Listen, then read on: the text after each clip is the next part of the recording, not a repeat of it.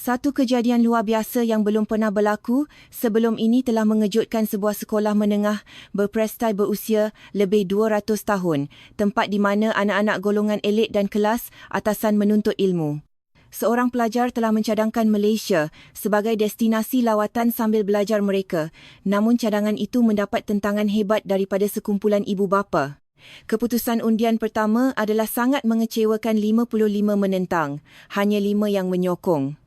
Namun, remaja berusia 17 tahun ini enggan menyerah kalah. Dia mula mengumpul data secara bersendirian, melancarkan petisi dan menarik perhatian media massa. 5 minggu kemudian, dalam undian kedua, keputusan berubah secara drastik menjadi 45 menyokong dan 15 menentang. Apakah sebenarnya yang telah berlaku? Dan apakah kejutan budaya serta kekaguman yang dialami oleh pelajar-pelajar elit British ini apabila mereka menjejakkan kaki di Malaysia? Muzik, di sini kami bongkar rakaman perjalanan 48 jam yang luar biasa itu. Jika anda mendapati kisah ini menarik, sila tekan butang suka dan langgan saluran kami. Sokongan anda amat bermakna bagi kami untuk menghasilkan kandungan yang lebih berkualiti. Hai semua, nama saya Madeline Higgins. Saya merupakan seorang pelajar berusia 17 tahun di Harrow School, London. Sekolah kami yang ditubuhkan pada tahun 1572 ialah salah satu sekolah menengah paling berprestij di United Kingdom dengan sejarah melebihi 200 tahun. Kami telah melahirkan ramai Perdana Menteri Britain dan penerima hadiah Nobel. Bapa saya merupakan seorang diplomat kanan di Pejabat Luar, Persemakmuran dan Pembangunan, FCDO. Manakala ibu saya ialah seorang profesor di University Oxford. Rakan sekelas saya juga mempunyai latar belakang keluarga yang hampir serupa. Pada Selasa 12 Mac 2024, kelas kami mengadakan mesyuarat untuk menentukan destinasi bagi lawatan sambil belajar terakhir kami. Guru kelas kami, Dr. Zilo Pierre berkata, sila pilih destinasi yang memberi makna mendalam dan buatlah keputusan dengan bijak. Ketua kelas kami, Louis, mencadangkan terlebih dahulu bagaimana jika kita ke Rom, Itali, kota yang kaya dengan falsafah dan sejarah klasik. Chloe pula mencadangkan Athens, Greece. Di sana kita boleh mempelajari asas demokrasi dan tamadun barat. Sekolah kami secara tradisinya hanya memilih destinasi di sekitar Eropah. Sepanjang 50 tahun yang lalu, kami tidak pernah sekalipun mengadakan lawatan ke luar benua Eropah. Saya perlahan-lahan mengangkat tangan dan berkata, Cikgu, bagaimana jika kita melawat Kuala Lumpur, Malaysia? Suasana di dalam kelas tiba-tiba menjadi sunyi sepi. Dr. Pierre sendiri kelihatan terkejut. Malaysia? Adakah awak maksudkan negara di Asia Tenggara itu? Madeline? Ya, Cikgu. Malaysia kini merupakan salah satu negara paling dinamik di dunia. Mereka sedang mencapai kemajuan yang luar biasa dalam bidang teknologi, budaya, kepelbagaian kaum dan pendidikan. Tiba-tiba kedengaran suara gelak tawa dari bahagian belakang kelas. Sophia berbisik, Madeline nampaknya dah terlalu banyak tengok dokumentari pelancongan Asia. Dr. Pierre menenangkan keadaan dan berkata, cadangan yang menarik, tetapi kita memerlukan persetujuan daripada pihak ibu bapa terlebih dahulu. Kami akan senaraikan ketiga-tiga calon destinasi ini dan membincangkannya dalam mesyuarat ibu bapa pada minggu hadapan. Pada malam itu, kumpulan sembang ibu bapa di aplikasi telefon pintar menjadi sangat kecoh. Ibu saya menunjukkan kepada saya lebih 200 mesej yang masuk. Kuala Lumpur, biar betul, Asia Tenggara terlalu berisiko. Kawasan itu tidak selamat. Bukankah ada isu keselamatan geopolitik serantau? Anak-anak kita sepatutnya mempelajari budaya klasik Eropah. Tradisi sekolah elit British akan rosak jika kita memilih destinasi luar. Bapa saya juga menyatakan kebimbangannya. Dari sudut pandangan diplomatik, kawasan tersebut agak sensitif untuk lawatan sekolah elit. Mengapa tidak kita pilih tempat lain sahaja? Seminggu kemudian, pada 19 Mac, mesyuarat ibu bapa telah diadakan di Dewan Besar Sekolah. Seramai 60 orang ibu bapa hadir terdiri daripada peguam, doktor, CEO dan profesor terkemuka. Doktor Pierre memberikan saya peluang untuk membentangkan cadangan saya. Dengan tangan yang sedikit menggigil, saya menunjukkan data yang telah saya sediakan. Malaysia mempunyai sistem pendidikan yang pesat membangun dengan penekanan tinggi pada penguasaan dui bahasa dan subjek STEM. Walau bagaimanapun, reaksi yang saya terima amat dingin. Seorang bapa angkat tangan dan bertanya, jadi, bagaimana pula dengan keselamatan anak-anak kami? Seorang ibu bapa lain menambah, adakah awak jamin tiada ancaman keselamatan atau masalah kesihatan di sana? Walaupun saya cuba menerangkan dengan sebaik mungkin, suara-suara bantahan menjadi semakin kuat. Tidak boleh, kami sama sekali tidak bersetuju. Keputusan undian akhirnya diumumkan. Rom mendapat 52 undi, Athens mendapat 3 undi, manakala Kuala Lumpur hanya mendapat 5 undi. Hanya segelintir sahaja yang menyokong saya. Dr. Pierre berkata dengan nada kesal, cadangan ditolak. Destinasi kita adalah Rom. Dalam perjalanan pulang ke rumah, air mata saya mengalir. Namun pada masa yang sama, saya bertekad. Saya tidak boleh mengalah begitu sahaja. Pada malam itu, saya duduk di hadapan komputer riba. Saya menganalisis punca sebenar mengapa ibu bapa membantah keras cadangan tersebut. Ia adalah disebabkan oleh kebimbangan keselamatan, keraguan tentang nilai pendidikan di Asia dan prasangka atau stereotip lama terhadap negara membangun. Saya sedar saya perlu menyangkal semua ini dengan menggunakan data yang sahih. Sejak hari itu, saya meluangkan masa 3 jam setiap malam untuk mengumpul maklumat. Saya menyemak laporan PISA, Indeks Keselamatan Global WHO, statistik jenayah antarabangsa dan data daripada agensi pelancongan rasmi. Seminggu kemudian, saya menemui fakta yang sangat mengejutkan. Kadar jenayah kekerasan di Kuala Lumpur adalah jauh lebih rendah berbanding beberapa bandar utama di UK. Indeks keselamatan Malaysia berada di tangga yang sangat baik dalam kalangan negara Asia Tenggara, malah sistem penjagaan kesihatan mereka adalah antara yang terbaik di dunia, mendahului banyak negara barat dalam kecekapan perkhidmatan. Berdasarkan keputusan PISA terbaharu, pelajar Malaysia menunjukkan peningkatan pesat dalam literasi matematik dan sains berbanding beberapa sekolah di UK yang mula mengalami penurunan standard. Saya menyusun semua data ini ke dalam satu laporan setebal 60 halaman. Pada 26 Mac, saya melancarkan satu petisi di laman change.org dengan tajuk Berikan Pelajar British Peluang untuk Melihat Dunia yang Sebenar. Saya melampirkan semua data kajian saya dan berkongsinya di media sosial. Pada mulanya, petisi itu hanya mendapat sekitar 20 tanda tangan sehari. Namun, saya tidak berputus asa dan terus berkongsinya setiap hari. Seminggu kemudian, sesuatu yang luar biasa berlaku. Tiba-tiba, jumlah tanda tangan meningkat sebanyak 1,000 setiap hari. Sebuah blog pendidikan terkenal di UK telah berkongsi petisi saya. Ruangan komen mula dipenuhi dengan mesej sokongan. Pelajar yang sangat berani. Sistem pendidikan UK perlu berubah dan melihat keluar. Malaysia adalah sebuah negara yang hebat dan sangat moden. Dalam masa 2 hari, petisi tersebut mencecah miliar ribu tanda tangan dan seminggu kemudian meningkat kepada 5,000. Pada 8 April, saya menerima panggilan telefon daripada seorang wartawan akhbar The Times. Kami mahu menemu bual awak tentang petisi ini, katanya.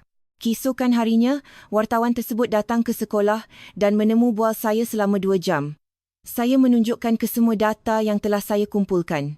Pada 12 April, artikel tersebut diterbitkan di halaman utama The Times dengan tajuk Remaja 17 tahun bertanya, mengapa Britain takut kepada perubahan?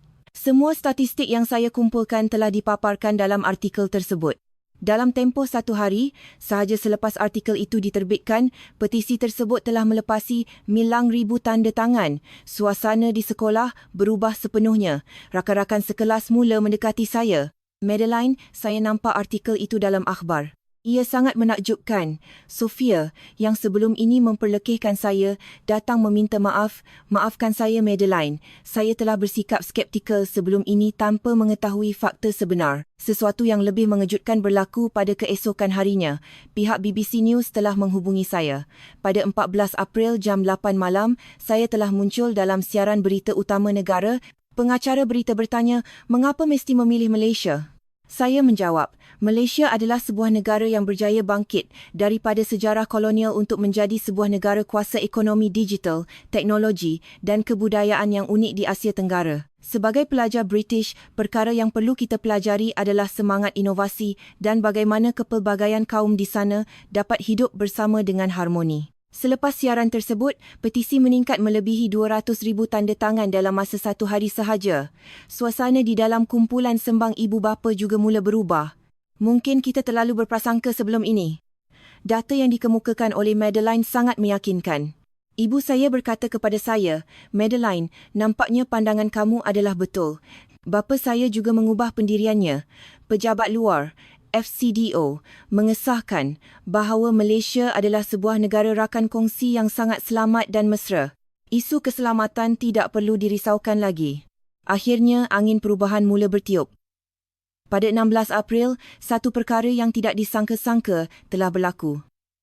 Pihak sekolah menerima panggilan daripada Jabatan Pendidikan UK. Setiausaha Negara bagi Pendidikan, Sophia Sterling, menyatakan hasratnya untuk melawat sekolah kami secara peribadi kerana isu ini telah menjadi perbincangan hangat di peringkat nasional. Sekolah kami menjadi sangat gempar. Pengetua segera mengadakan mesyuarat tergempar dan para guru kelihatan sangat gemetar. Pada 19 April, jam 10 pagi, Setiausaha Pendidikan tiba bersama rombongannya di Dewan Besar Sekolah. Beliau merupakan seorang wanita berusia pertengahan 50-an yang sangat berkarisma. Pelajar, guru dan ibu bapa berkumpul di dewan tersebut. Setiausaha Pendidikan berucap, "Tujuan saya ke sini hari ini adalah mudah. Saya mahu kita sama-sama berfikir sama ada sistem pendidikan Britain perlu berubah atau tidak. Saya mahu mendengar sendiri pembentangan daripada pelajar bernama Madeline. Saya sekali lagi membentangkan laporan saya, kali ini dengan persiapan yang lebih rapi. Saya menerangkan tentang transformasi digital di Malaysia, pelaksanaan AI dalam pembelajaran, penguasaan teknologi digital dalam kalangan belia serta keupayaan global pelajar mereka. Sistem pendidikan Malaysia sedang melangkah ke hadapan dengan integrasi teknologi pintar di sekolah-sekolah mereka. Apa yang kita mahu pelajari di sana bukan sekadar pelancongan biasa, tetapi hala tuju pendidikan masa hadapan," hujah saya. Setiausaha Pendidikan kemudian berpaling kepada para ibu bapa dan bertanya, bagaimana pula dengan pandangan para ibu bapa? Pada mulanya, suasana menjadi sepi. Kemudian, bapa kepada Louis bangun.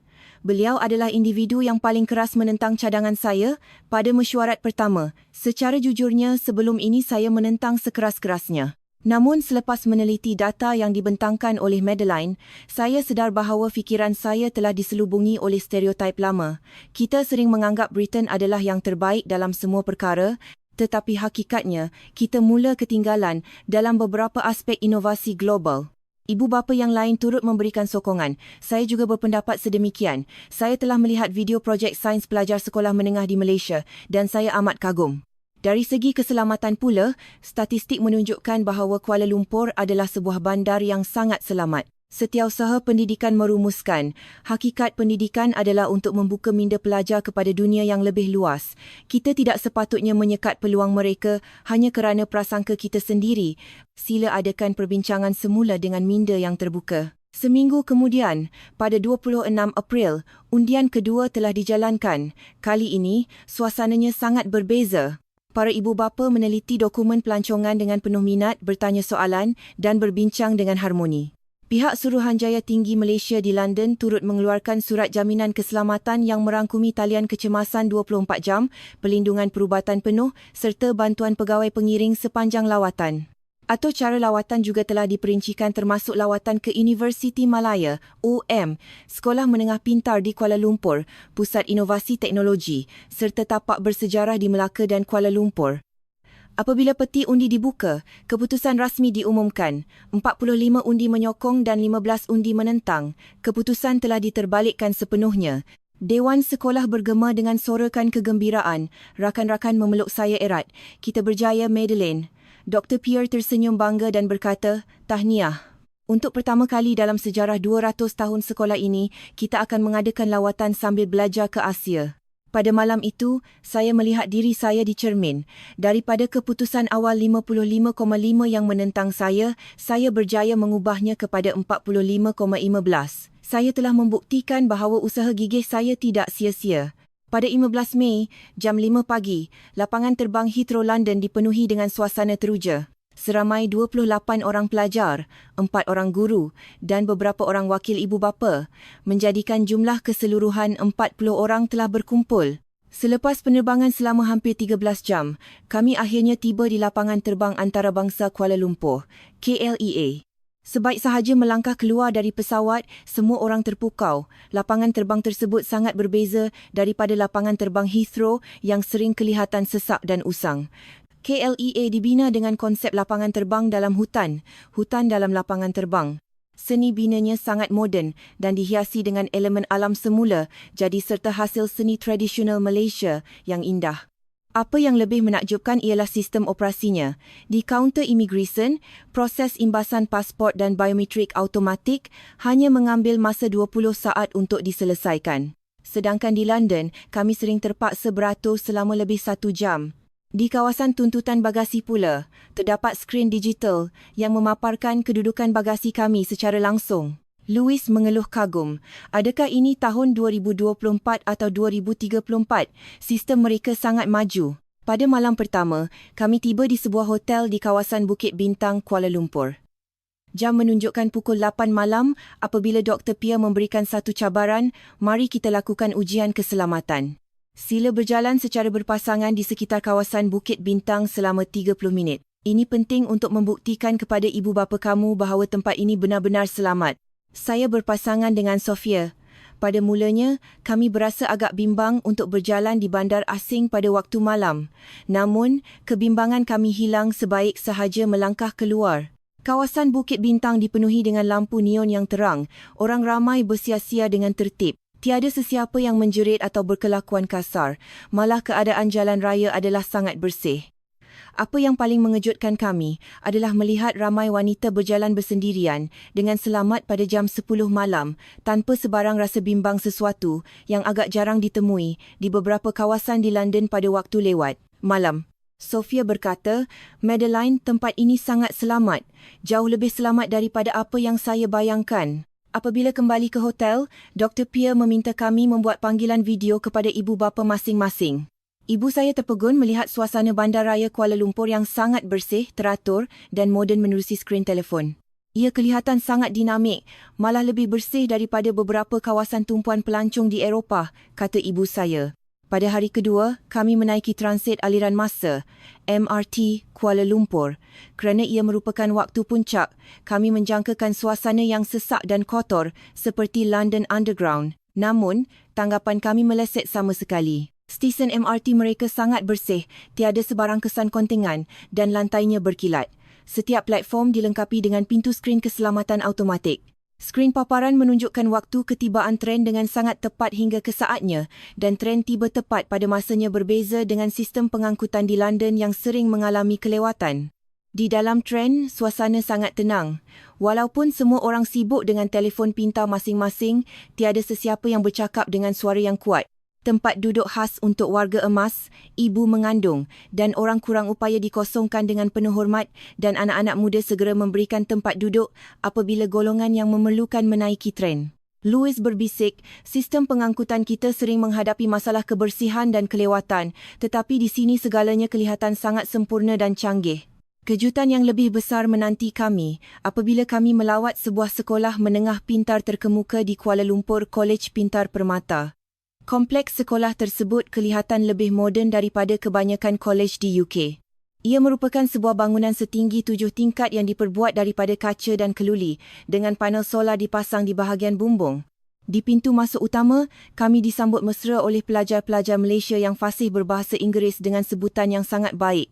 Selamat datang ke Malaysia, rakan-rakan dari UK, kata mereka. Di dalam kelas, setiap meja pelajar dilengkapi dengan peranti tablet dan papan tulis. Mereka merupakan skrin digital interaktif yang besar. Pada jam 10 pagi, kami menyertai kelas sains mereka yang bertemakan aplikasi AI dalam menyelesaikan masalah alam sekitar. Pelajar-pelajar Malaysia mula membentangkan projek kumpulan mereka. Kumpulan pertama menunjukkan pembentangan mereka. Kami telah membangunkan sistem pemantauan kualiti udara masa nyata dengan menggabungkan teknologi AI dan drone. Pada skrin digital, mereka memaparkan bagaimana drone mengumpul data dan AI menganalisisnya untuk dipetakan secara langsung. Kumpulan kedua pula membentangkan projek yang lebih menakjubkan, sebuah robot pengisihan sisa plastik automatik. Mereka menunjukkan demonstrasi bagaimana robot kecil tersebut bergerak dan mengasingkan jenis plastik dengan tepat menggunakan algoritma pembelajaran mendalam, deep learning, dengan kadar ketepatan sebanyak 98%. Saya memandang Louis dan dia juga melongo keheranan sama seperti saya. Kami berbisik sesama sendiri. Bukankah ini projek peringkat universiti? Bagaimana pelajar sekolah menengah boleh menghasilkan teknologi sebegini? Kumpulan ketiga membentangkan sistem pengoptimuman tenaga solar yang dilaraskan secara automatik oleh AI mengikut ramalan cuaca. Sistem ini telah dipasang di bumbung sekolah mereka dan berjaya meningkatkan kecekapan tenaga sebanyak 40%. Chloe bertanya kepada mereka, adakah kamu semua membina sistem ini sendiri? Seorang pelajar Malaysia tersenyum dan menjawab, ya, kami membinanya bersama-sama. Kami belajar asas pengaturcaraan pada tahun lepas dan mula mempelajari AI pada tahun ini. Pihak sekolah menyediakan modul pembelajaran ini sebagai subjek asas. Selepas tamat sesi pembelajaran, kami semua berasa sangat kagum dan sedikit rendah diri. Sofia berkata, secara jujur, adakah sesiapa di sekolah kita di London mampu menghasilkan projek seperti ini? Kita bahkan belum didedahkan dengan asas pengaturcaraan yang mendalam. Dr. Pierre juga mengakui perkara tersebut, ini sangat mengagumkan. Di UK, tahap inovasi seperti ini biasanya hanya dipelajari di peringkat universiti. Namun pelajar sekolah menengah di sini sudah mempunyai kemahiran praktikal yang sangat tinggi. Waktu makan tengah hari di kafeteria sekolah turut memberikan pengalaman baharu. Kafeterianya sangat bersih dan moden. Menu yang disediakan sangat pelbagai termasuk nasi lemak, ayam masak merah, mi goreng, sup sayur-sayuran serta buah-buahan segar.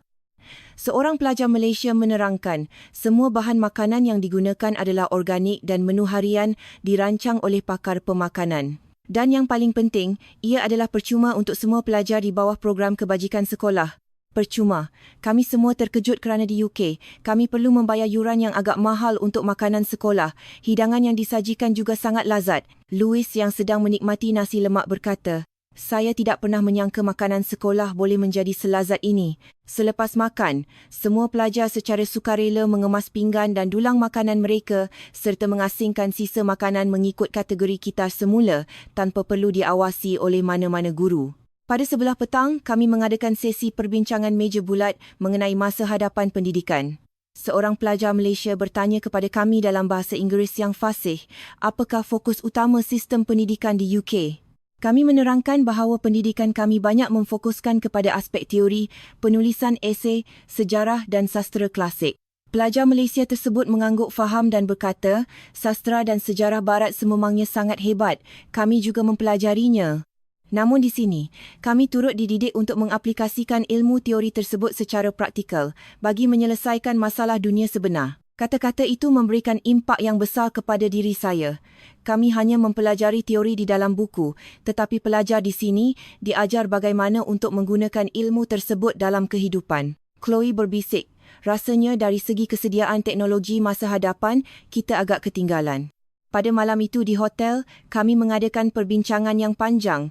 Louis berkata, secara jujurnya, kita perlu akui, daripada sistem infrastruktur sehinggalah kepada sikap pembelajaran, Malaysia sedang melangkah ke hadapan dengan sangat pantas. Pada hari ketiga, kami melawat Prince Court Medical Centre atas permintaan ibu bapa kami yang ingin melihat sendiri kualiti kemudahan kesihatan sekiranya berlaku sebarang kecemasan. Sebaik sahaja melangkah masuk ke lobi hospital, kami berasa seperti berada di sebuah hotel 5 bintang kerana reka bentuknya yang sangat bersih, mewah dan moden. Seorang pegawai perubatan kanan menerangkan kepada kami, hospital ini merupakan salah satu pusat perubatan terkemuka di rantau ini, dilengkapi dengan teknologi diagnostik AI dan sistem pembedahan robotik yang sangat maju. Kami dibawa melawat ke bahagian kecemasan. Tidak seperti beberapa hospital di UK yang sering menghadapi masalah kesesakan di wad kecemasan, pengurusan di sini adalah sangat teratur. Pesakit yang tiba akan segera disaring mengikut tahap kecemasan dan diberikan rawatan dengan kadar segera. Kami turut berpeluang melihat demonstrasi sistem pembedahan robotik Da Vinci. Doktor yang bertugas menerangkan, robot ini membantu pakar bedah melakukan pembedahan dengan tahap ketepatan yang sangat tinggi, mengurangkan kesan luka dan mempercepatkan proses pemulihan pesakit. Louis berkata dengan penuh kagum, ini bukan sekadar perubatan biasa, ini kelihatan seperti teknologi masa hadapan. Kami juga melawat pusat diagnostik AI di mana teknologi kecerdasan buatan digunakan untuk menganalisis imbasan X-ray dan MRI bagi mengesan tanda-tanda awal penyakit kronik dengan kadar ketepatan sehingga 95%.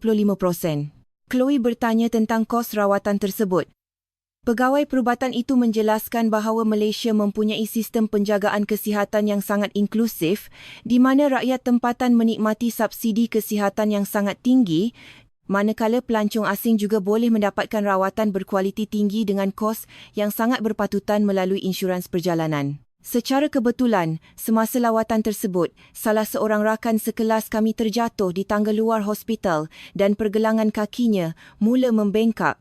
Dr. Pierre segera membawanya ke unit kecemasan hospital tersebut. Jika kejadian ini berlaku di UK, kami mungkin terpaksa menunggu beberapa jam untuk mendapatkan giliran rawatan. Namun di sini, doktor memeriksa keadaannya dalam masa 10 minit, imbasan X-ray selesai dalam masa 20 minit dan keputusannya mengesahkan tiada sebarang kecederaan tulang yang serius. Pergelangan kakinya dibalut dan ubat disediakan dalam masa 30 minit sahaja. Apa yang paling mengejutkan ialah jumlah bil rawatan yang sangat berpatutan, jauh lebih murah berbanding jika kami mendapatkan rawatan swasta yang serupa di London. Pada sebelah petang, kami melawat Pusat Teknologi Cyberjaya. Sebaik sahaja turun dari bas, kami berasa seperti berada di sebuah bandar masa hadapan yang dikelilingi oleh bangunan pejabat kaca yang tinggi, menempatkan syarikat-syarikat teknologi multinasional gergasi. Kami melawat sebuah pusat penyelidikan inovasi tempatan. Pegawai pengiring menunjukkan kepada kami bagaimana robot penghantaran autonomi digunakan untuk menghantar dokumen dan barangan di dalam bangunan tanpa kawalan manusia.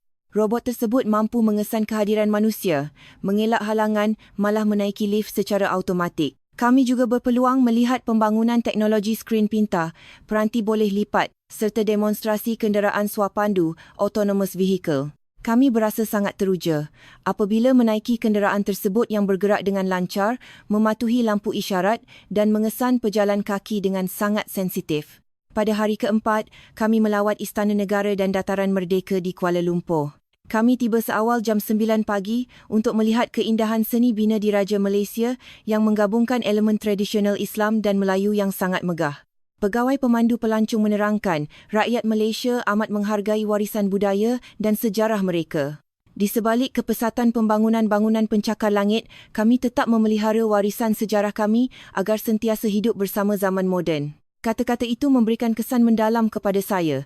Di UK, kami juga sangat menghargai sejarah, tetapi kadangkala kami agak lambat untuk menerima perubahan teknologi yang baharu.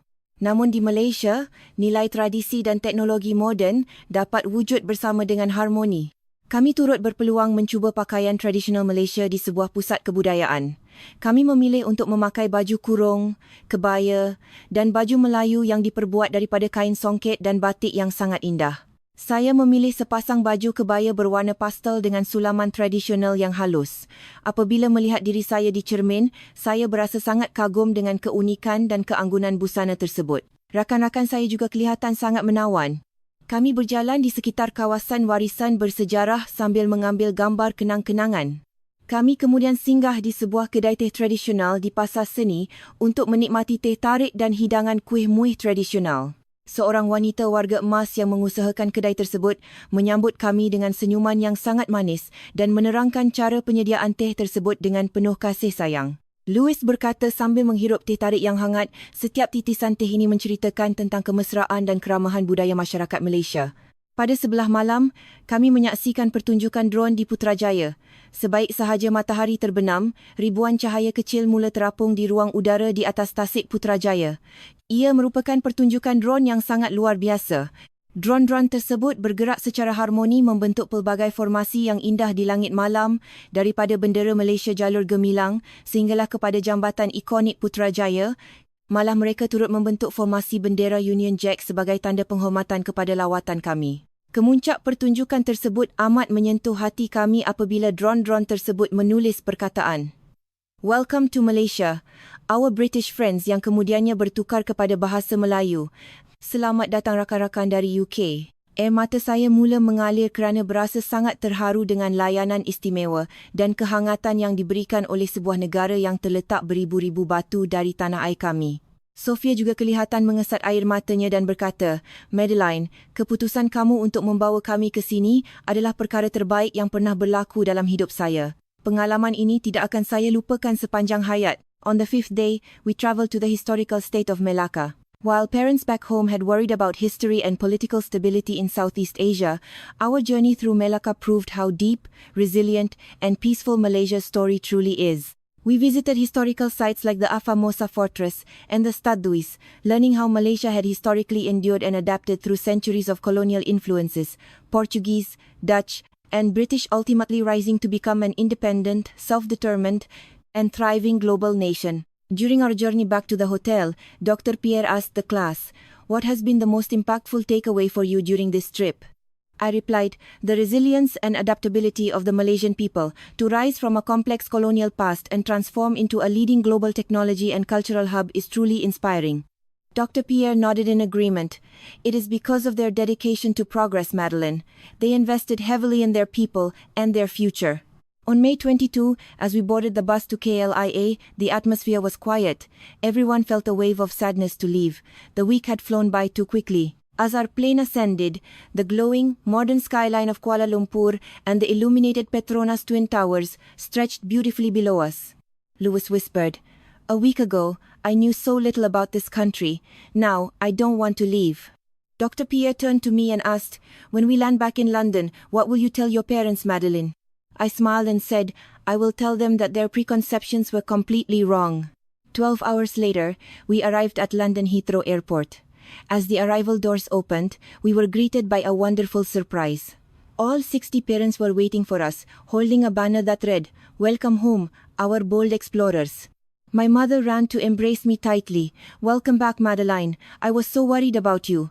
My father's eyes were misty as he held my shoulders, saying, "You were right, my brave daughter. I am incredibly proud of you."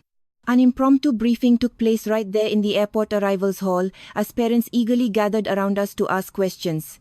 Was it safe? How was the food? Did you learn anything? Louis spoke up first. "Mom, Dad, Kuala Lumpur felt safer than London. I walked around at night with absolutely no worries." Chloe added, "And the schools? Their students are incredibly advanced.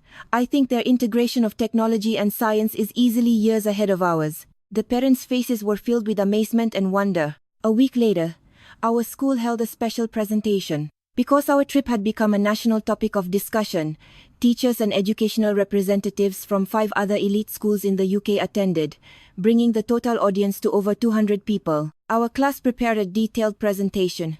I spoke on the modern educational structures, Louis covered technology and smart cities, Chloe shared about safety and world-class healthcare, and Sophia highlighted the beauty of multiculturalism and tradition. During my turn, I emphasized, Malaysia's progress is driven by practical application, a forward-looking mindset, and a deep respect for global connection. Our classic curriculum has its strengths, but we must look outward if we want to prepare our generation for the future. The audience clapped warmly. During the Q&A, an educator asked, "What should British schools do next?" I answered, "First, we must not fear change. Preserving tradition is valuable, but adapting to innovation is vital. Second, we must listen to the voices of students who want to explore beyond our conventional borders. And third, we must recognize that we are not the sole standard of excellence. There is so much we can learn from partners like Malaysia." The hall erupted in applause. In the weeks that followed, the impact grew. 5 other leading schools in London announced plans to organize field trips to Malaysia for the following academic year. Furthermore, the UK Department for Education announced an initiative to expand youth exchange programs with Malaysia and study their digital education models. A month later, during a bilateral summit, the Prime Minister highlighted our story in an official address, noting how a young students' initiative had sparked a fresh chapter of educational partnership and mutual learning between the United Kingdom and Malaysia. During the summer break, I made a life-changing decision. I decided to pursue my higher education in Malaysia. I began preparing my application for the International Relations Program at University Malaya, UM. By September, national statistics showed a remarkable 300% increase in students choosing to learn the Malay language across the UK, with new language courses opening in London and Oxford. 1 year later, in May 2025, I received my official acceptance letter from University Malaya. My family and I cried tears of joy. And now, I am writing this story from my dormitory in Kuala Lumpur. I am no longer just a high school student from London. I am an undergraduate at Malaysia's top university. I attend lectures, collaborate on projects with local classmates, enjoy local delicacies like roti canai with my friends, and look forward to a bright, global future. My ultimate dream is to one day serve as a bridge of educational cooperation and deep cultural understanding between the United Kingdom and Malaysia. The story I share with you today is built upon the very real waves of mutual respect and educational curiosity growing globally. A single step of courage from one student helps shift the perspectives of many, opening a gateway of opportunity between 2 nations. Change begins with a small act of courage. Never give up on your ideas. Thank you for reading my story. If you enjoyed it, please like and subscribe, and I look forward to sharing more inspiring journeys with you in our next video. Terima kasih.